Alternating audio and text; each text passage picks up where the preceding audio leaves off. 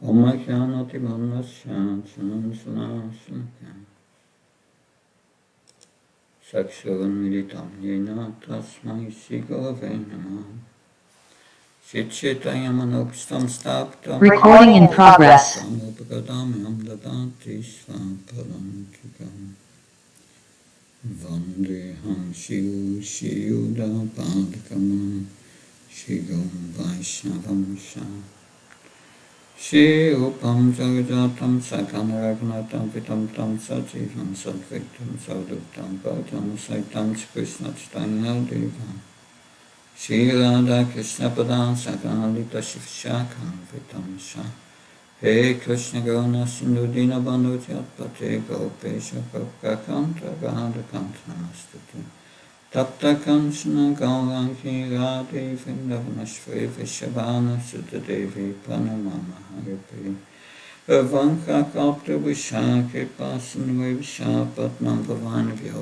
Vaishnavyo Namo Namo Jaya Shri Krishna Chaitanya Prabhu Nityananda Shri Advaita Gadadhar Shivasati Gaura Bhakta Vrinda Hare Krishna Krishna Krishna Hare Hare Hare Ram, Ram Ram, Hare Hare. Namo Vishnupadaya Krishna Vistaya Bhutale Srimate Bhaktivedanta Swami Namne Namaste Saraswata Devi Gauravani Pacharani Nirvishesha Singhavadi Paskachari Prasattarani. So yesterday we've discussed already verse 14 in detail. We have heard so many ways in which Srila Prabhupada used this analogy that now today we will start with verse 15, but I will read verse 14 again because 15 is an other analogy which points to the same thing. And the same thing is, why should we worship Krishna? We have heard in text 14, we should worship Krishna because he is the root. That we heard this example yesterday about Bhaktisiddhanta Saraswati Maharaj, of this Pandit who was putting food offering food to the nose and the ear and so on. And the foolish gardener who was watering the flowers and the leaves and not the root. So, Om Namo Bhagavate Vasudevaya. So I read first verse 14 again and then 15.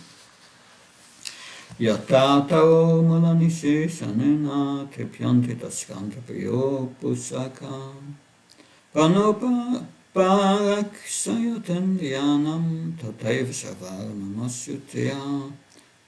As pouring water on the root of a tree energizes the trunk, branches, twigs and everything else, and as supplying food to the stomach enlivens the senses and limbs of the body. Simply worshipping the Supreme Personality of Godhead through devotional service automatically satisfies the demigods who are parts of that Supreme Personality. Text 15 now. Is another analogy. Yataiva suryat prabhavanti vara punassa tasmin pavishanti kale Bhutani Bhumastira Jangamani Tata Arave Vaguno Pravaha. Summary translation, please. During the rainy season, water is generated from the sun, and in due course of time, during the summer season, the very same water is again absorbed by the sun. Similarly, all living entities, moving and inert, are generated from the earth, and again, after some time, they all return to the earth as dust. Similarly, everything emanates from the Supreme Personality of Godhead and in due course of time, everything enters into him again. Hare Krishna. Thank you. So it's another analogy of why we should worship Krishna, but actually it's a triple analogy. First there is the sun and the sunshine, and then you have the earth and the living entities going in and out of the earth, and then we have going back to Krishna. Everything comes from Krishna and everything goes back to Krishna. A triple analogy. Now, 8:16.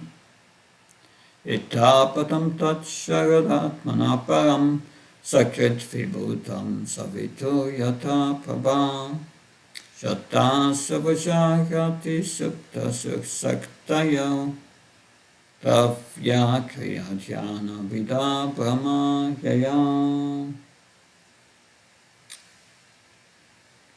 Can someone read, please? Just as the sunshine is non-different from the sun, the cosmic manifestation is also non-different from the Supreme Personality of Godhead.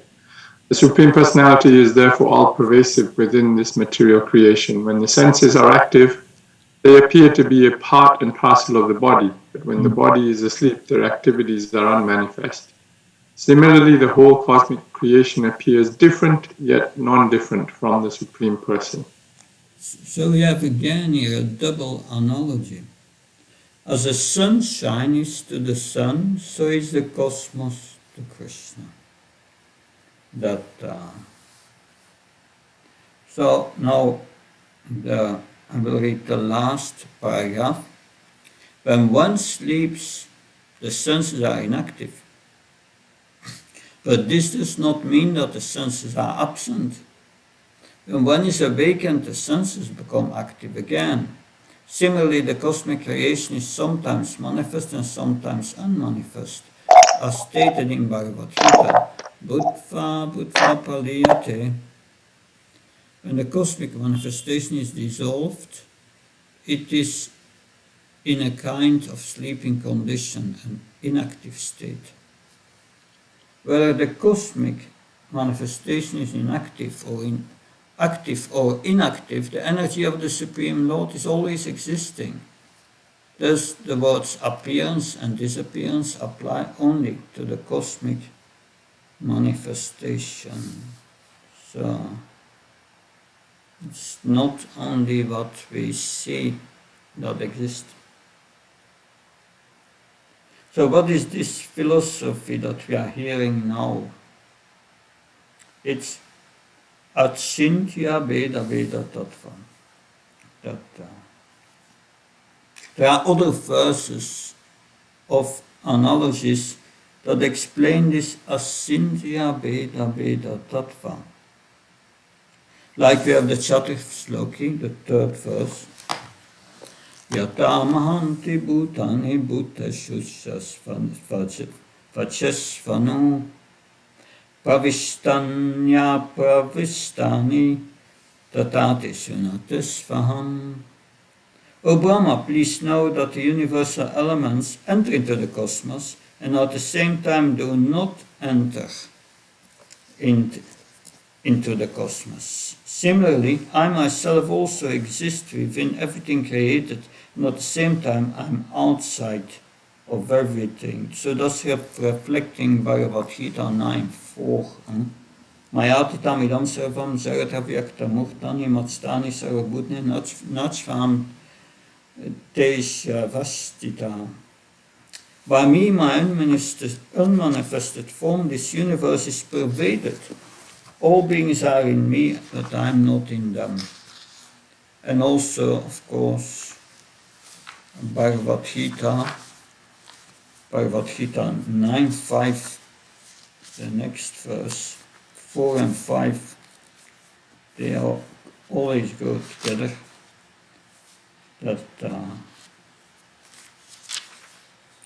Nasmat stani bhutani pashyama yogamaishvam bhutabhinasa bhutastomam atma bhuva bhavana And yet everything that is created does not rest in me. Behold my mystic opulence. Although I am the maintainer of all living entities, and although I am everywhere, I am not part of this cosmic manifestation, for myself is the source of creation.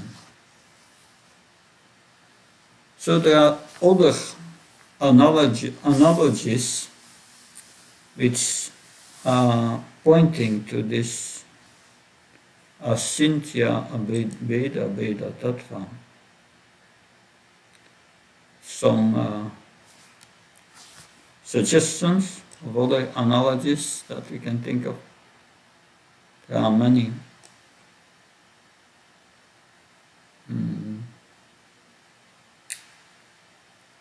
Analogies that show that, that show that it's one and different at the same time. That.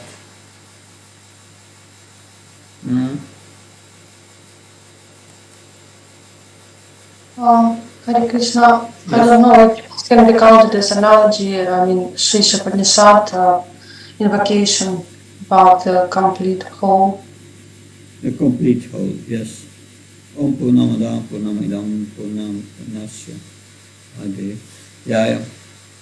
This is also the complete whole. That, and from him comes many complete wholes, but still he remains complete. That, thank you. So, some other occasions that I've 8-9 other analogies, and you know them all, I'm certain.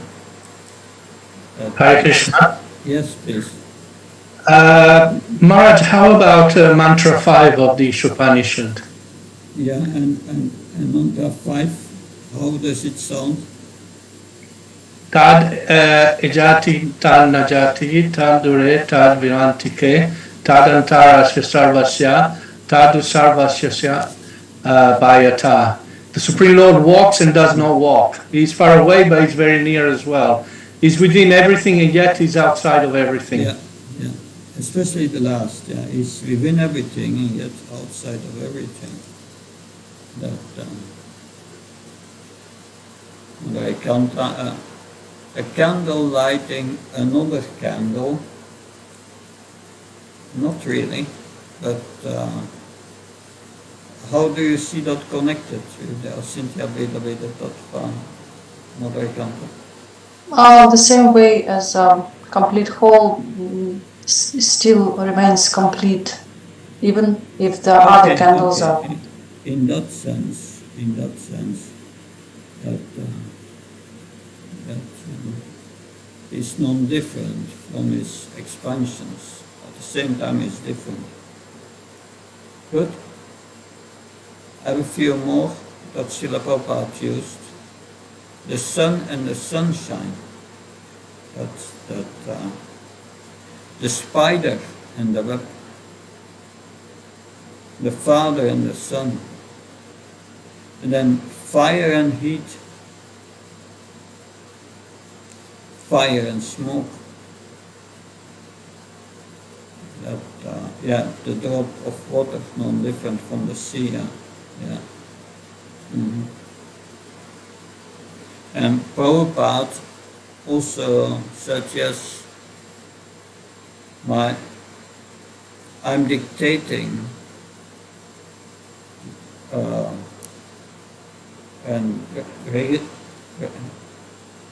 I'm dictating in the dictaphone, and later you can hear recording.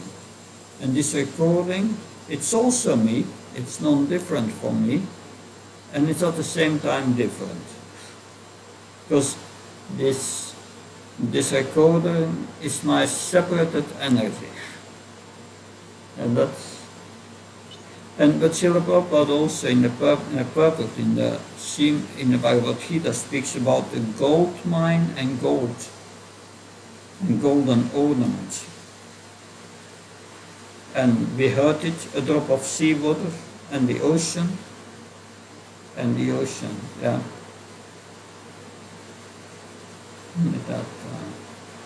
And the spiritual master, we say Saksadari, is the same and different from the Supreme Lord.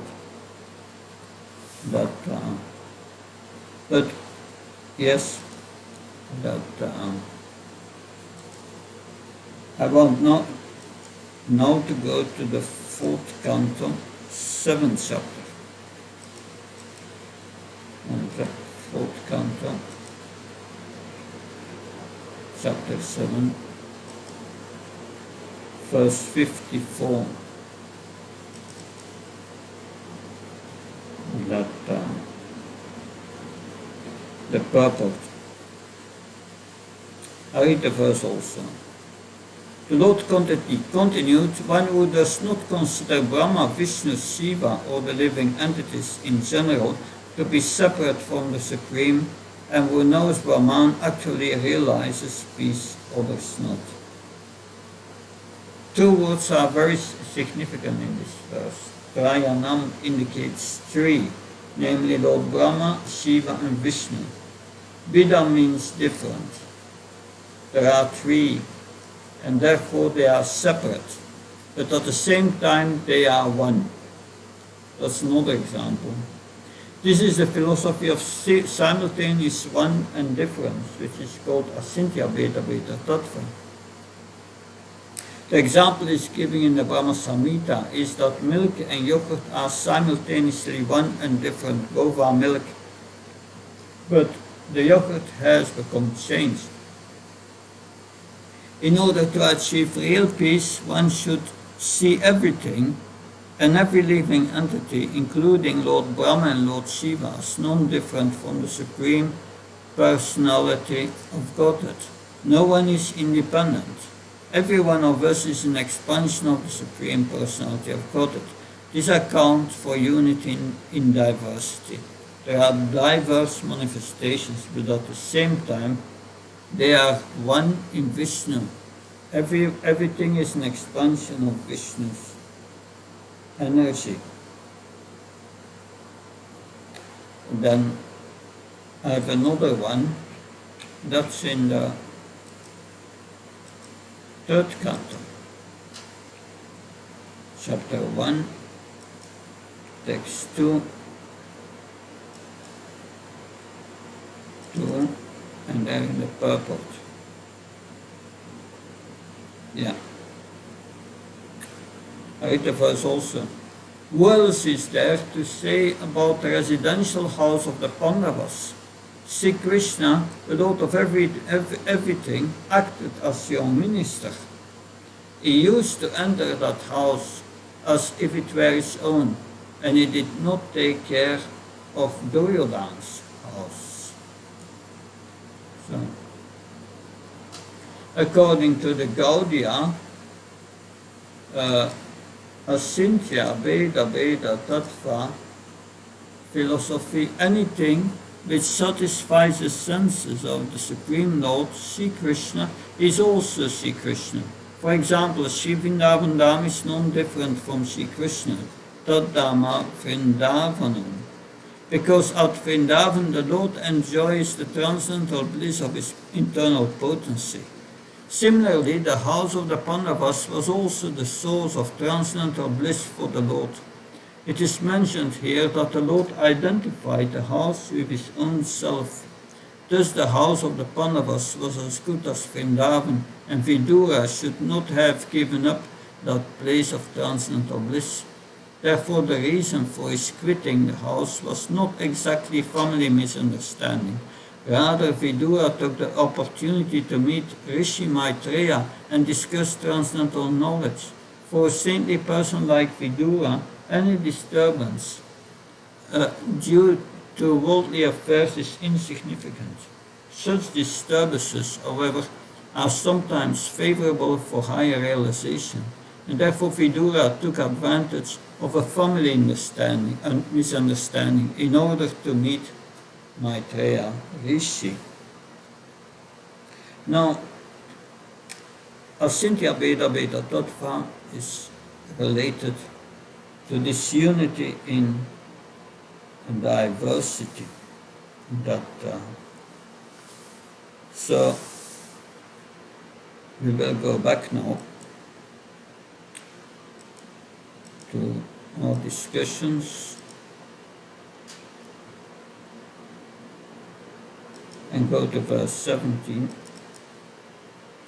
Yadanabasya Bratama Prakasha Bhavanti Bhupana Bhavanti Anukramat Evam Paribrahmani Saktayastvamu Ajastamasattvam Iti Pravaha.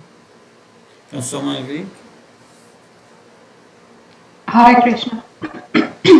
My dear King, sometimes in the sky there are clouds, sometimes there is darkness, and sometimes there is illumination. The appearance of all these takes place consecutively. Similarly, in the Supreme Absolute, the modes of passion, darkness, and goodness appear as consecutive energies. Sometimes they appear and sometimes they disappear. Yes. So we have heard before that why worshipping Krishna and why is the root that so here we hear clouds. Clouds are compared to passion here. And darkness is ignorance. And light is good. So we will read the second part here.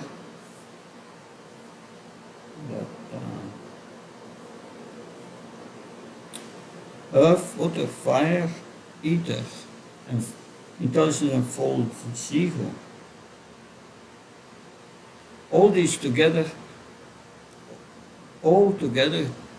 these 8 comprise my separate material energies. Although the material or physical elements are the energy of the Supreme Personality of Godhead, they are separate. The Supreme Personality of Godhead, therefore, is not affected by material conditions. The Vedanta Sutra confirms Janmadhyā Sriyata, the creation, maintenance, and dissolution of this cosmic manifestation are due to the existence of the Supreme Lord. Nonetheless, the Lord is unaffected by all these changes in the material elements. This is indicated by the word pravaha, emanation. The sun always shines brilliantly and is not affected by the clouds or darkness. Similarly, the Supreme Personality of Godhead is always present by spiritual energies and is not affected by the material emanations. So, we see also, yes,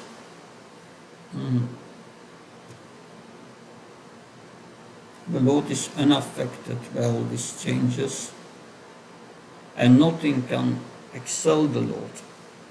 That mata patramnanyat, that so we have here Janmadhyasya, this verse, that is the source of creation, maintenance, and dissolution. Of course, people try to understand the potter by studying the pot, but that's not possible.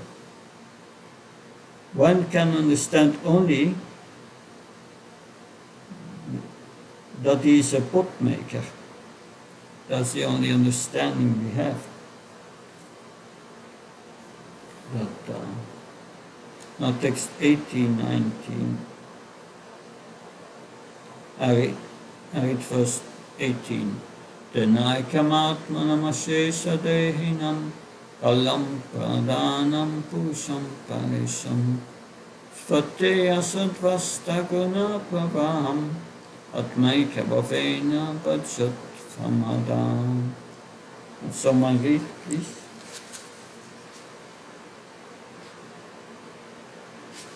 Hare Krishna.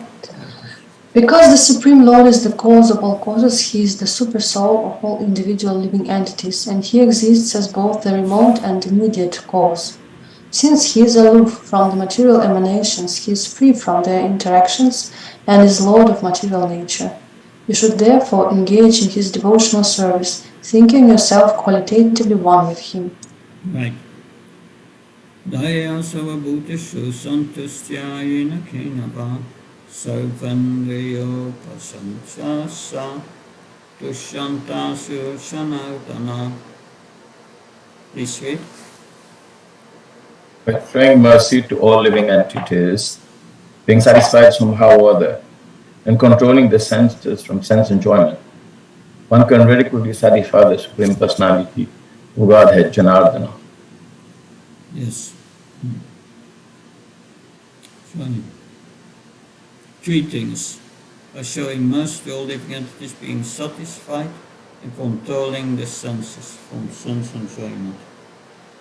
But what does the Lord accept if we do devotional service? Bhava Ghai Janardana. He accepts the bhava, the feeling of devotion of a devotee. We will read the last line of the first paragraph. Those who are actually learned, advanced in spiritual understanding, should preach Krishna consciousness all over the world so that people may take to it and make their life successful. So that means preach. So 2 ways to be merciful: preach and chant Hare Krishna. That appears from his second paragraph. Can someone read this second paragraph? It's on the screen. The word Sarva Bhuteshu is significant because it applies not only to human beings, but to all the living entities appearing in the 8,400,000 species of life. The devotee can do good not only to humanity, but to all living entities as well. Everyone can benefit spiritually by the chanting of the Hare Krishna Mahamantra. When the transcendental vibration of Hare Krishna is sounded, even the trees and animals and insects benefits.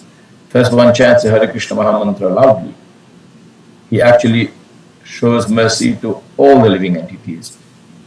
To spread the Krishna consciousness movement throughout the world, the devotees should be satisfied in all conditions.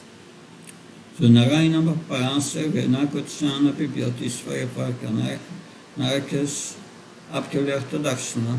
It does not matter to a pure devotee if he has to go to hell to preach. In that, so who went to hell to preach? I remember my good friend Sankirtan Das. Sankirtan Prabhu, he was a disciple of Tamal Krishna Maharaj. He left this world more than 10 years ago now. But he was preaching in China, and that is hell for a preacher. But anyway, he did that for many years. He was doing Sankirtan, chanting the holy name on a chicken market in China. These are great souls. But what is the worst hell? The worst hell is factually our mind, our own mind. And that's the teaching of King Rishabhadev. Don't trust your mind.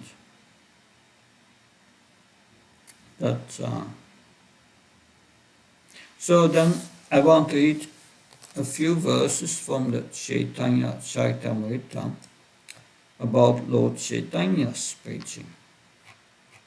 That Chaitanya Charitamrita is the Madhya Lila. Let's see if we find it. Chapter 17, verse 27 first.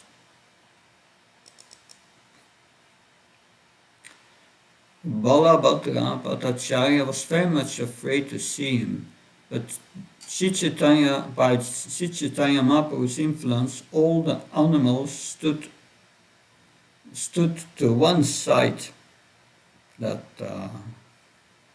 and then we have 38 it starts.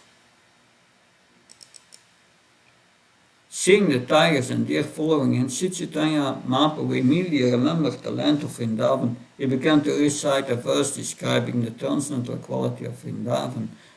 That then Vrindavan is the transcendental abode of the Lord. There is no hunger, anger and thirst there.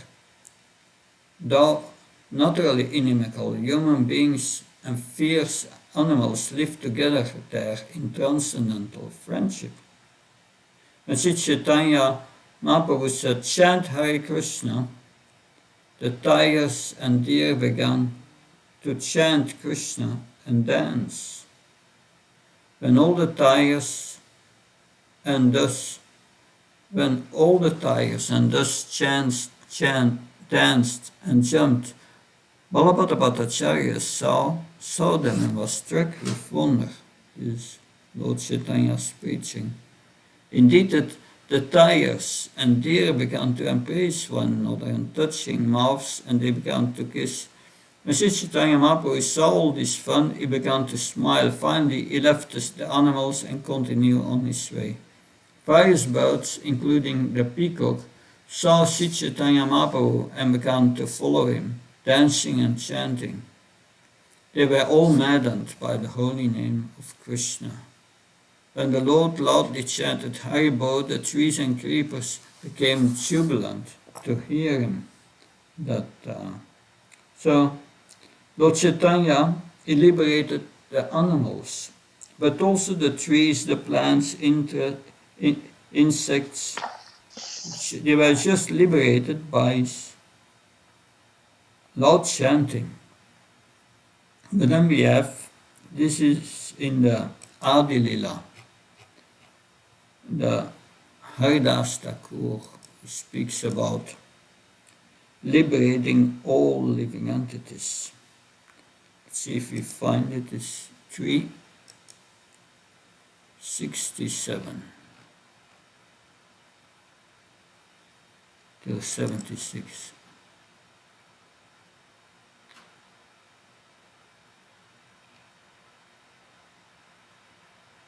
Moment. It seems Adi Lila.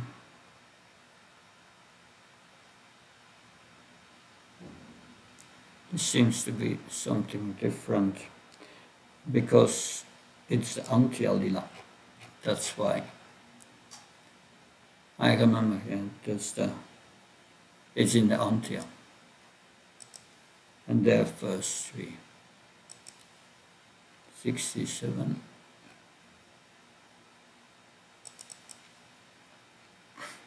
On this earth, there are many living entities, the Lord said, and some moving and non-moving. What will happen to the trees, plants, insects, and other living entities? How will they be delivered from material bondage? Haridas Thakur replied, "My dear Lord, the deliverance of all moving and non-moving living entities takes place only by your mercy. You have already granted this mercy and delivered them. You have loudly chanted the Hare Krishna mantra, and everyone, moving or not moving, has benefited by hearing it. My Lord, the moving entities who have heard your loud Sankirtan have already been delivered from bondage to the material world, and after The non-moving living entities, like the trees, hear it, and there is an echo. Actually, however, it is not an echo, it is the kirtan of the non-moving living entities. All this is inconceivable, and it's possible by your mercy.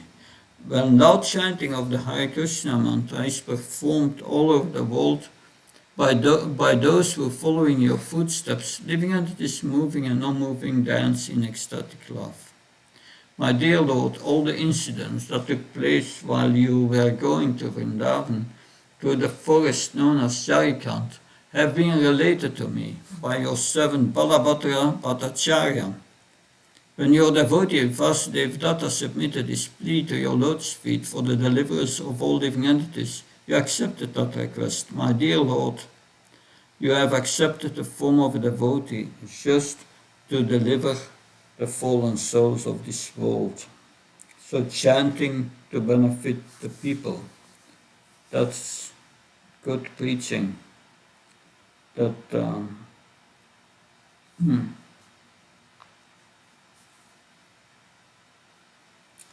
So that verse 20, we go back to the Bhagavatam.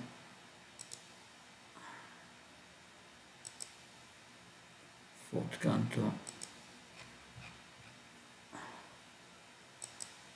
20.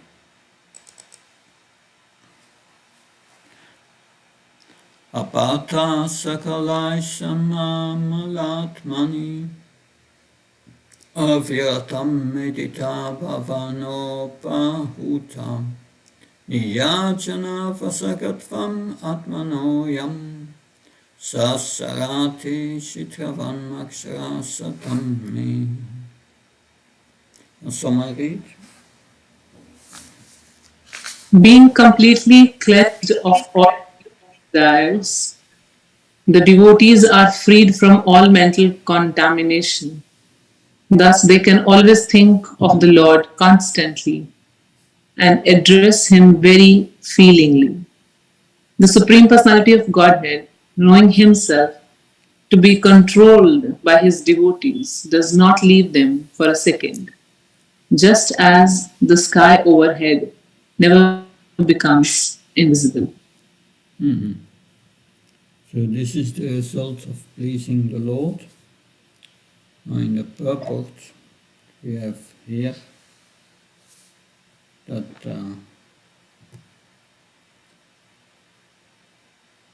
can someone start reading from here? When the mind is completely free from material desire,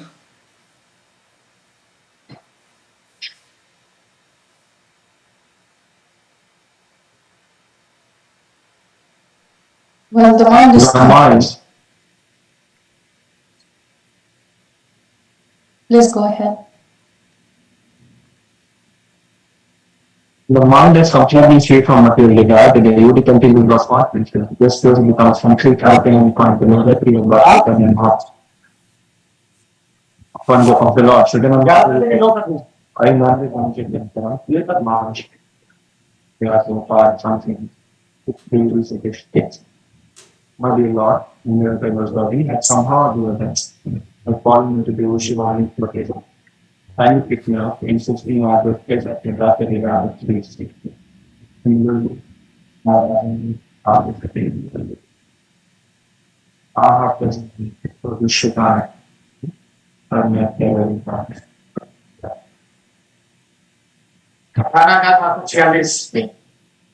My dear Lord, now present with Doctor of the Shimali Sri Radharani, my both of you is in this response. Once looking over the Padam, all the shelter in you. This is the Supreme Personality of God.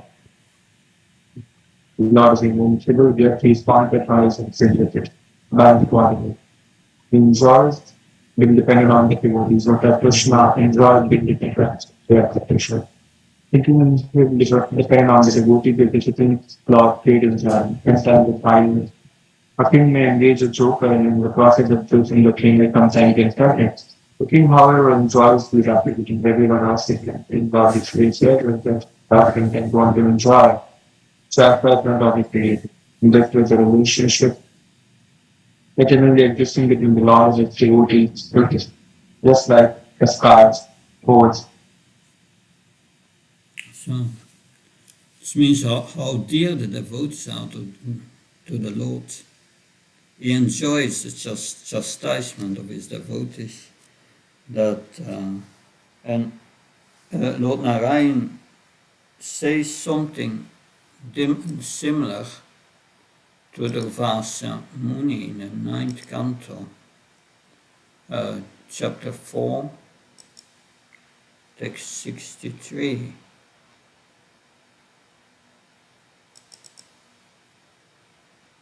Yeah. Shri Bhagavana Vacha Ham Bhakta Paradino Iyasvan Tantra Ivat Vijaya Asvantantra Ivadvya Sadhubir Yastaridayo Bhakter Bhakta Janapriyaha. The Supreme Personality of Godhead said to the Brahman, I am completely under the control of my devotees. Indeed, I am not at all independent, because my devotees are completely devoid of material desires. I sit only within the course of their heart. What to speak of my devotee, even those who are devotees of my devotees are very dear to me. So, the relationship of Krishna and his pure devotees is revealed here. Now we go to text, back to the 4th chapter, text 21.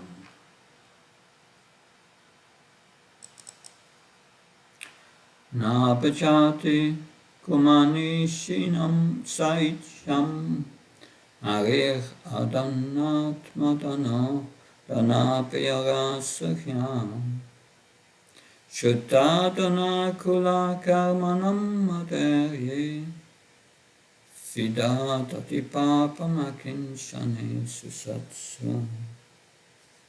That's a summary to translation. Hare Krishna. The Supreme Personality of Godhead becomes very dear to those devotees who have no material possessions, but are fully happy in possessing the devotional service of the Lord. Indeed, the Lord relishes the devotional activities of such devotees. Those who are puffed up with material education, wealth, aristocracy, and fruitive activity are very proud of possessing material things, and they often deride the devotees. Even if such people offer the Lord worship, the Lord never accepts them. Thank you.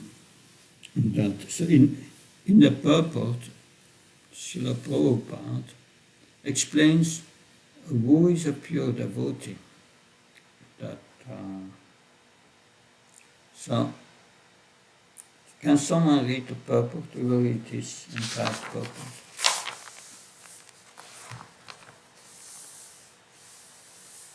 From the beginning, Maharaj? Yes. The Supreme Personality of Godhead is dependent on his pure devotees. He does not even accept the offerings of those who are not devotees. A pure devotee is one who feels he does not possess anything material. A devotee is always happy in possessing the devotional service of the Lord. Devotees may sometimes appear materially poor, but because they are spiritually advanced and enriched, they are most dear to the Supreme Personality of Godhead. Such devotees are free from attachment to family, society, friendship, children, and so on. They abandon affection for all these material possessions and are always happy in possessing the shelter of the lotus feet of the Lord. The Supreme Personality of Godhead understands the position of his devotees. If a person derides a pure devotee, he is never recognized by the Supreme Personality of Godhead. In other words, the Supreme Lord never excuses one who offends a pure devotee. There are many examples of this in history. A great mystic yogi, Durvasa Muni, offended the great devotee Amrish Maharaj, the great sage Durvasa, who was to be chastised by Sudarshan Chakra of the Lord. Even though the great mystic directly approached the Supreme Personality of Godhead, he was never excused. Those on the path of liberation should be very careful not to offend a pure devotee. Yeah. Those who are puffed up with material education, wealth, aristocracy, and fruitive activity are very proud of possessing material things, and they often deride the devotees. We see that so many times. But also, in the Bhagavatam, we find in the 4th canto here, but we have heard that earlier in the Daksajahya 4:13. Nashayam itayata satsu sarvada mahat fininda kunapatma vadishu Sersyam mahapurusa padapam subir nirastatya sutadeva sobanam. Is it not wonderful for persons who have accepted the transit material body as the self to engage always in the riding great souls? Such envy on the part of materialistic persons is very good, because that is the way they fall down. They are diminished by the dust of the feet of great personalities. There's a verse spoken by Sati, that another verse in this canto, which is about Vaishnava Aparat. Of course, if we go back to verse 21, then yes, 21, it said here, yes, those who are puffed up with material education, wealth, aristocracy, and fruitive activity. And this reminds me of Queen Kunti. Janmashvra Sudashti Edamanam Punam Naivra Datum Vai Tvamakinshana Gocham. Janmashvra Sudashti Edamanam Punam. That four intoxications. Janma, aristocratic birth, Aishvara, possessions, possessing material things, that and Shruti, Shibir, Shruti, education, Shibir, beauty. That's very dangerous. If one is attached to them, no relation with Krishna is possible, and it leads here to offenses we see. That so, of course, that we see here these verses 20 and 21. These results come for us, that if we have pleased the Lord, that verse 22. Sheyamach anucharatim tadachtinascha tvipapa patrin vibudam sayatsvapona nabajatinya brityavaryatantra patam amum utvisrichet punam kritadhya. Someone read the translation. Although the Supreme Personality of Godhead is self-sufficient, he becomes dependent on his devotees. He does not care for the goddess of fortune, nor for the kings and demigods who are after the favors of the goddess of fortune. Where is that person who is actually grateful and will not worship the Personality of Godhead? Yes. We have here. What ungrateful devotee will not worship the Lord and enter into his devotional service? Actually, a devotee cannot forget his obligation to the Supreme Personality of Godhead, even for a single moment. Srila Vishwanath Chakravarti Thakur says that both the Supreme Lord and his devotee are rasakya, full of transcendental humor. The mutual attachment between the Supreme Lord and his devotee is never to be considered material. It always exists as a transcendental fact. There are 8 types of transcendental ecstasy known as bhava, anubhava, sthai bhava, and so on.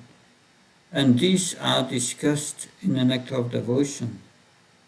Those who are unaware of the position of the living entity and the Supreme Person, Krishna, think that the mutual attachment between the Lord and his devotees is a creation of the material energy.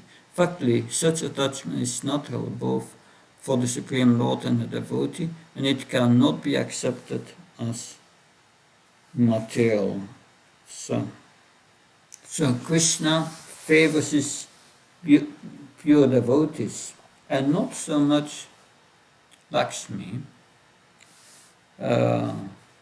We have, to this end, we will read a few verses more. This is a verse from the 11th canto, chapter 14, text 15. Nattatame priyatama atmajnana sankha nasa sankarshano nashir naivatma sayata bhavan. My dear Uddhav, neither Lord Brahman, Lord Shiva, Lord Sankarshan, the gods of fortune, nor indeed my own self is as dear to me as you are. That here Lord Krishna expresses the same thing to Uddhav. But then we have also, if we go to the 10th canto, 9, Mother Yasoda binds Krishna, 20.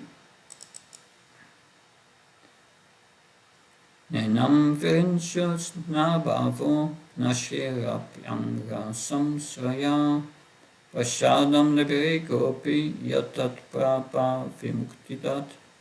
Neither Lord Brahma nor Lord Shiva, nor even the gods of fortune, who is always the better half of the Supreme Lord, can obtain from the Supreme Personality of Godhead the deliverer from this material world such mercy as received by Mother Yasoda.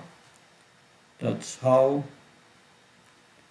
the pure devotee gets so much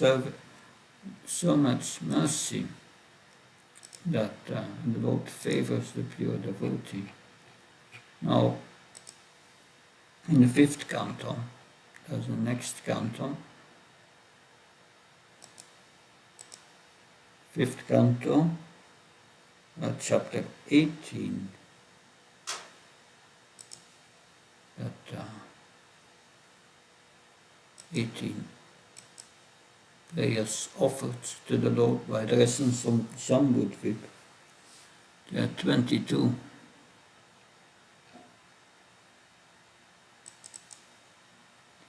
Mapraptaye yasasura suradayas tapta ugam tapan aindriye diya ite bhavat padaparayanan namam vidyantam tvat Dirdaya yato chita. O Supreme and Conquerable Lord, when they become absorbed in thoughts of material enjoyment, Lord Brahma and Lord Shiva, as well as all the demigods and demons, undergo severe penances and austerities to receive my benedictions. But I do not favor anyone, however great he may be, unless he is always engaged in devotional service of your lotus feet. Because I always keep you within my heart, I cannot favor anyone but a devotee. Satam mamapya sutashin hivanditam Karambujam yatva adaya satvatam Vibhakshimam lakshma varenyamayaya Ka ishvarayetam ubitum vibhu iti. O infallible one, your lotus palm is the source of all benediction. Therefore, your pure devotees worship it, and you very mercifully place your hand on their heads. I wish that you may also place your hand on my head, for although you already bear my insignia of golden streaks on your chest, I regard this honor as merely a kind of false prestige for me. You show your real mercy to your devotees, not to me. Of course, you are the supreme, absolute controller, and no one can understand your motives. So this is, this Prahlad Maharaj, because he put the hands on the Lord Nrsimha put his hands on his head.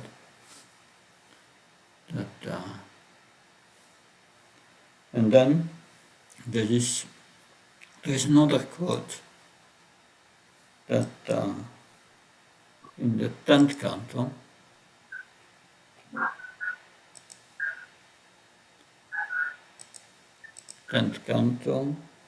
chapter 9, again Mother Yasoda binds Krishna. I think we have seen that. Let's see if it's the same. Text 20. Yeah, that we've seen already. That's Mother Yasoda is the one who favors the Lord's more. And this purport contains other quotes that on how the Lord favors. Favors his devotee. Right, we can't read them all, but I'm showing one last one, and it is from the 3rd canto.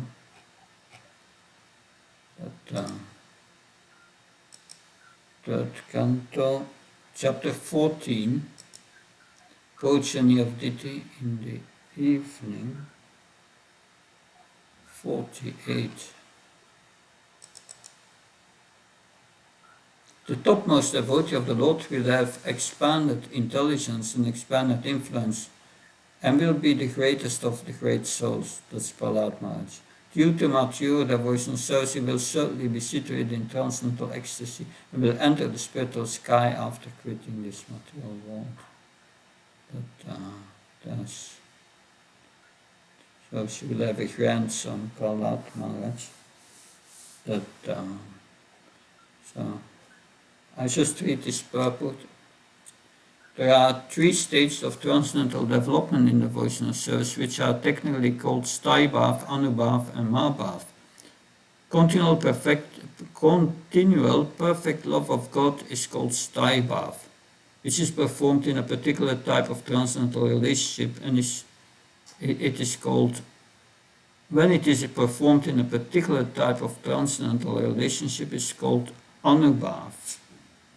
But the stage of Mahabhav is visible amongst the personal pleasure potency energies of the Lord. It is understood that the grandson of Diti, namely Prahlad Maharaj, would constantly meditate on the Lord and reiterate his activities. Because he would constantly remain in meditation, he would easily transfer himself to the spiritual world after quitting this material body. Such meditation is still more conveniently performed by chanting and hearing the holy name of the Lord. It is especially recommended in the age of Kali. So what a favor Prahlad Maharaj has got. Good, we come nearly to the end, but still count 4, 31, Then we have verse 21. Yeah.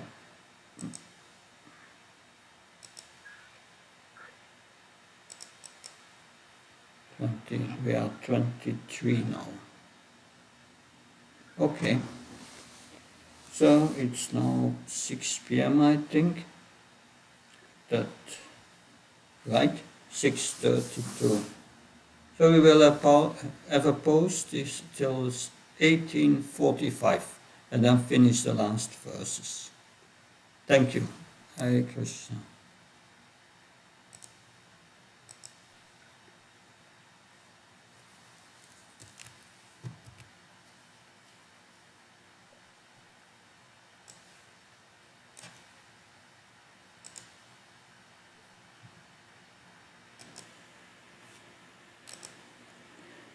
Hare Krishna, we can continue.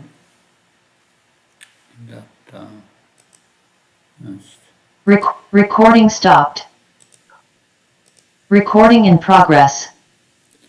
So, text 23.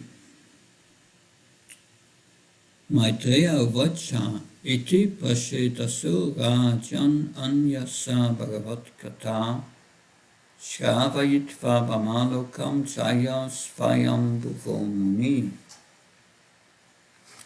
The great sage Maitreya continued, My dear King Vidura, Shinarda Muni, the son of Lord Brahma, thus described all these relationships with the Supreme Personality of Godhead to the Pachetas. Afterwards, he returned to Brahmaloka. So that were the instructions of Narada Muni. Tepitan mukaniryatam yaso loka malapaham hari nisamya tatpadam jyayantastan tatkatim jayu. Hearing from Narada's mouth the glories of the Lord, which vanquish all ill fortune of the world, the Pachetas also became attached to the Supreme Personality of Godhead. Meditating on his lotus feet, they advanced to the ultimate destination. So in the purport, Srila Prabhupada gives a promise. Can someone read the purport, please? Here it is seen that by hearing the glories of the Lord from a realized devotee, the Prachetas easily attain strong attachment for the Supreme Personality of Godhead. Then, meditating on the lotus feet of the Supreme Lord at the end of their lives, they advance to the ultimate goal, Vishnu Loka. It is sure and certain that anyone who always hears the glories of the Lord and thinks of his lotus feet will reach that supreme destination. As Krishna says in Bhagavad Gita 18:65, Manmana bhava mad bhakto madhyajamam namaskuru, mam eva shyasi satyam te pratijane priyosime. Always think of me and become my devotee. Worship me and offer your homage unto me. Thus you will come to me without fail. I promise you this because you are my very dear friend. Yeah. Also maya sikta manaporta yoga yunga matashusna samsyam samakyam yatashna ashtachvina. One who meditates on me, that he will know me in full, Krishna says. Good. We are coming now at the end of the conversation, so that was the end of the instructions between Narada Muni and the Prachetas, but now we come at the end of the conversation between Vidura and Maitreya. Eta tebitam ksatach yanmam tvam pariprishtavan Pracheta Shamnaradasya Samvadam Harikirtanam. My dear Vidura, I have told you everything you wanted to know about the conversation between Narada and the Prachetas, the conversation describing the glories of the Lord. I've related this as far as possible. tattva. 26. Shishuka vachaya isa utana upado manavasyano varnita vamsa priya fritasyapi nibota nepisottama. Can someone read the translation?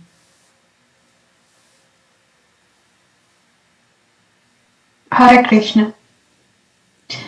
Shukadev Goswami continued, O best of kings, King Parikshit, I have now finished telling about the descendants of the first son of Swayambhu Vaman, Uttanapada. I shall now try to relate the activities of the descendants of Priyavrata, the second son of Swayambhu Vaman. Please hear them attentively. So that's the next canto, the descendants of Priyavrata. Then we get the 27 is like a preview of the next canto. Yo naradattatma vityam adigamya punarmahim uktvabi vibhaya putrebhya aishvaram samagat padam. Although Maharaj Priyavrata received instructions from the great sage Narada, he still engaged in ruling the earth. After fully enjoying material possessions, he divided his property among his sons. He attained a position by which he could return back to Godhead. It was a summary of the next canto. And now text 28, that in the purport, Srila Prabhupada will be quoting Prahlad Maharaj. Imam tu kausaravinno pavarnitam ksatasyam yaita vadasatkatam pavritto bhavo sukakul kakalakulo munir tadaramudina sharanam ridahari. Can someone read the translation? My dear kings, blessings, during the traveling activities of the completed page making, the Dura was left using immediately set up in the links. Then step is the key for it. Yeah, it was difficult to hear for us. There must be a technical issue, but I'll read it again. My dear King, in this way, after hearing the transcendental messages of the Supreme Personality of Godhead and his devotees from that great sage Maitreya, Vidura was overwhelmed with ecstasy. With tears in his eyes, he immediately fell down at the lotus feet of his Guru, his spiritual master. He then fixed the Supreme Personality of Godhead in the core of his heart. So this is a sign of associating with great devotees. A devotee takes instructions from a liberated soul and is thus overwhelmed by ecstasy from transcendental pleasure, as stated by Prahlad Maharaj. Nasimmatistavo kramangins prasatyanarto paramayatarto mahir samvacha rajobhishekam nikinshanam navrinityavat. One cannot become a perfect devotee of the Lord without having touched the lotus feet of a great devotee. One who has nothing to do with the material world is called Nikinshana. The process of self-realization and the path home back to Godhead means surrendering to a bona fide spiritual master and taking the dust of the lotus feet on one's head. Thus one advances on the path of transcendental realization. Vidura had his relationship with Maitreya and he attained results. 29. Vidura vachayoyam atyamha yogim pavata karunatmano darshitastamaso paro yatra kinshana gohari. Shri Vidura said to a great mystic, O greatest of all devotees, by your causeless mercy have been shown the path of liberation from this world of darkness. By following this path, a person liberated from the material world can return back to Godhead. So the path back to God is open. So why pure devotee goes to see his relatives, that we will hear in the next verse. Ishuka vacha it anamya tam amantrya vido gachasavayam svanam dridexo prayayo jnatvam nivritasaya. Sukadeva Goswami continued, Vidura thus offered obeisance unto the great sage Maitreya, and taking his permission, he started for the city of Hastinapur to see his own kinsman, although he had no material desires. Can someone read this purport, please? Hare When a saintly Krishna. person, Yes, please. when a saintly person wants to see his kin, he has no material desire to see them. He simply wants to give them some instructions so that they can benefit. Vidura belonged to the royal family of the Kauravas, and although he knew that all the family members were destroyed at the Battle of Kurukshetra, he nonetheless wanted to see his elder brother, Dhritarashtra, to see if he could deliver Dhritarashtra from the clutches of Maya. When a great saintly person like Vidura sees his relatives, he desires only to deliver them from the clutches of Maya. Vidura thus offered his respectful obeisances to his spiritual master and departed for the city of Astinapura, the kingdom of the Kauravas. So, why pure devotee goes to see his relatives? Because he wants to deliver. Here we see Vidura wants to deliver Dhritarashtra. I remember that when Sridhar Swami was in his last days, he came to Mayapur, we all received him there. And he had with him, he brought his brothers from Canada to Mayapur, so that they could hear about devotional service. I have two references as I want to read to illustrate this last point. And that is, I go back to 3:30, but here 15, that we heard this before.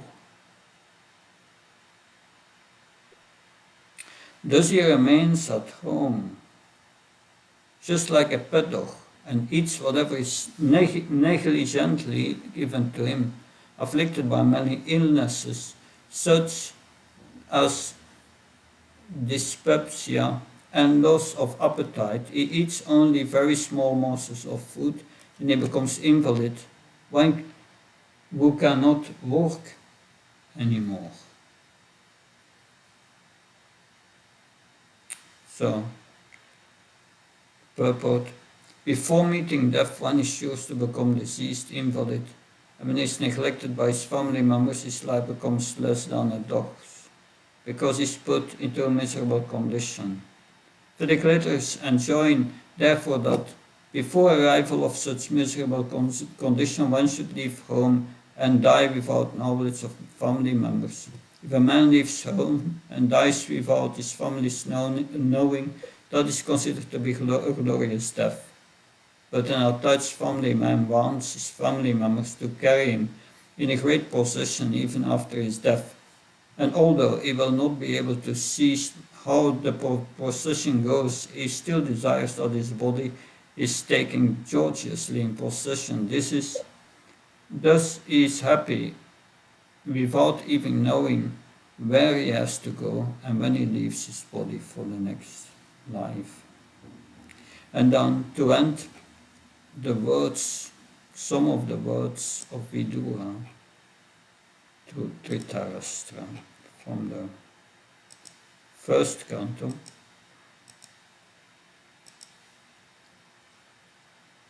Chapter 13, text 22 22, yeah. You have been blind from your very birth, and recently you have become hard of hearing. Your memory is shortened, and your intelligence is disturbed, your teeth are loose, your liver is defective, and you are coughing up mucus. Alas, how powerful are the hopes of a living being to continue his life. Verily, you are living just like a household dog and are eating remnants of food given by Bhima. There is no need to live a degraded life and subsist on charity of those whom you try to kill by arson and poisoning. You also insulted one of their wives and usurped their kingdom and wealth. Despite your unwillingness to die, your desire to live even at the cost of honor and prestige, your miserly body will certainly dwindle and deteriorate like an old garment. That is called undisturbed who goes to an unknown remote place and free from all obligations quits his material body when it has become useless. So this Vidura's heavy preaching through Dhritarashtra. And now we come to the last verse of the canto 4, really last verse. And that's the Shruti vow. Teyat Shiniyat Rajan Rajam Harir Apitatmanam Ayodanam Yasasvasti Gatim Ashram Apnuyat. O King, those who hear these topics about kings who are completely surrendered to the Supreme Personality of Godhead to obtain without difficulty a long life, wealth, good reputation, good fortune, and ultimately the opportunity to return back to Godhead. This ends the Bhaktivedanta purports, 31st chapter of the Srimad Bhagavatam entitled Narada Instructs the Rashetas. So that is the end. So now I see that there were some questions in the chat from Mother Golokavashini, and I want to answer these questions. The first question is, as a living entity has Ichha Sakti, minute independence to desire, is it possible to keep our heart always full of pure desires to serve the Lord? I feel material desires are automatic and to bring pure desires to serve the Lord requires a lot of effort. So how do we have minute independence to desire? After reading, hearing my intelligence says to serve the Lord, the Lord's heart says to fulfill material desires, how to understand that we have minute independence. That's true. That's true. But as long as we are controlled by material desires in our mind, we cannot execute it. We become a slave of these desires. But to come above that, one must have param drištva nivartate, a desire only to serve Krishna. That desire develops by associating with the devotees by hearing, especially by hearing and serving. Hearing from pure devotees the Bhagavatam, serving pure devotees, advanced devotees. And gradually, it's a gradual process. This desire will get the overhand.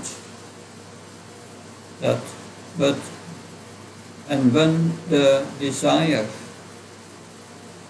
takes over, its eagerness is so intense, then all these material desires become insignificant and we don't want them anymore. And that's the moment when it happens. But that's a gradual process. We see in the beginning of this canto, in the beginning of the third canto already.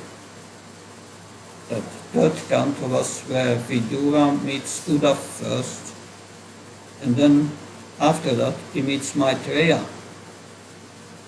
And there you have a whole chapter with questions that Vidura asks one question after another. Because he's so eager to know, that eagerness is there.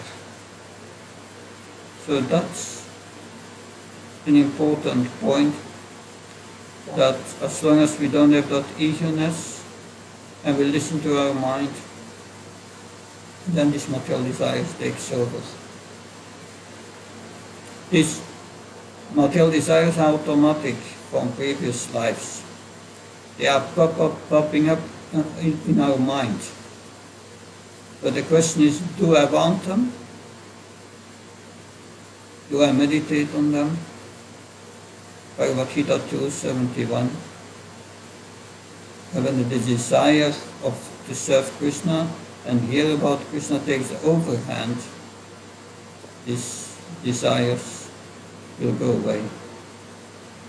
The second point is, I've heard one devotee saying that if any first initiate devotee accept initiation again from another sampradaya or in another Gaudiya mat, it is not an offense, but if second initiated devotee accept initiation again from another Gaudiya Vaishnava, it is an offense. Clearly clarify, like Yadurani Mataji accepted initiation in the Gaudiya mat after Srila Prabhupada left, and her name was changed to Shyamrani. Kindly clarify my confusion. The point is that the idea of first and second initiation is different in the Gaudiya mat than in ISKCON. Srila Prabhupada, he made first initiation, chanting of the holy names, connects you with the Guru Parampara. That's your connection with Krishna. And later, if you you are qualified as a you develop Brahminical qualifications, and you get second initiation, then you can worship the deity.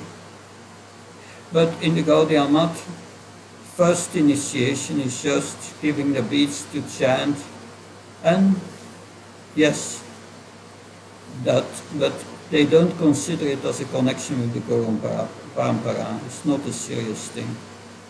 That it's a second initiation, that's the real thing for them.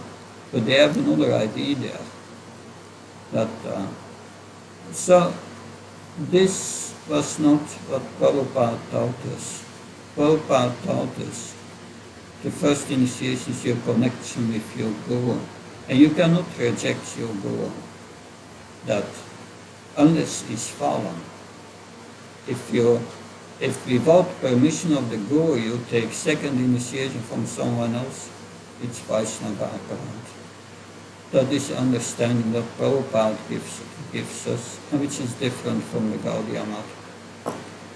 Anyway, this is politics also. I don't want to go into that. You asked me the question, I'm answering. Any other questions? Please.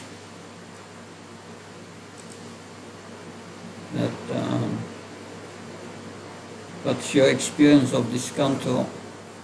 Hare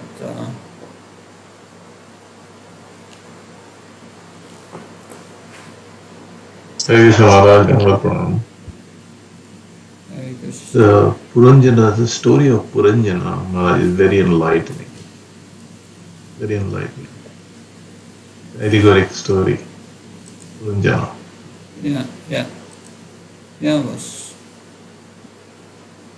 that goes deep. Drive home, the point about fruitive activity, attachment to material nature, sanctification, and the rest. So, thank you for taking us through it. Yeah. I tried my best. I've just repeated what Guru Prabhu said, Mother Narayani, and added my own little realization that I have, that I gave you what they gave us. I repeated it more or less. So thank you very much. I wish you all the best and look forward to serve you again in the future. Hare Krishna. Thank you very much. No problem. Thank you. Thank you, Maharaj. Recording stopped. Thank you, Maharaj.